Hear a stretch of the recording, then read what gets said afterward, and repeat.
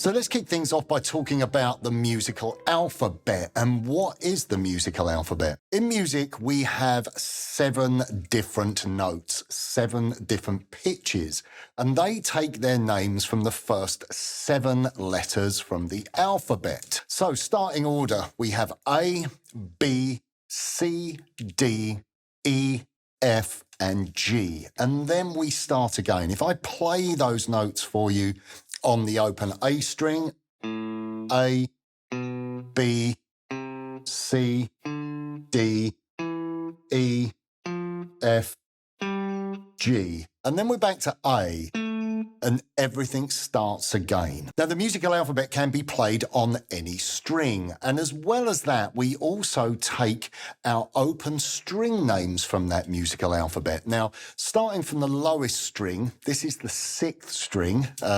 Some people call this the first string, but the first string is in fact the thinnest string. We have the notes of E, A, D, G, B, and E.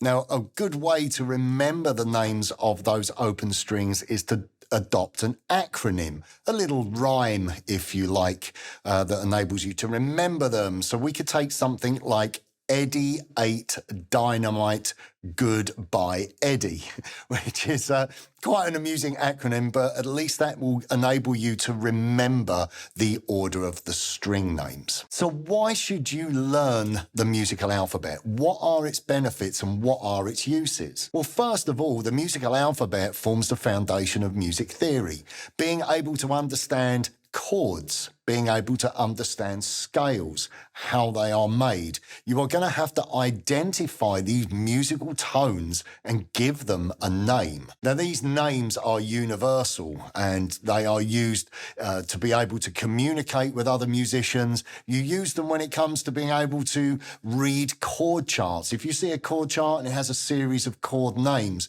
being able to locate those chords on the neck by knowing that the starting note or the starting tone is a specific note name from the musical alphabet. It just forms the foundation of everything that you will do musically on your guitar. As well as that, if you're going to read music, again, being able to play single note melodies, being able to play solos. If you are reading written score, this is going to be conveyed and translated using the musical alphabet. So it's an incredibly important thing for you to learn early on when understanding theory.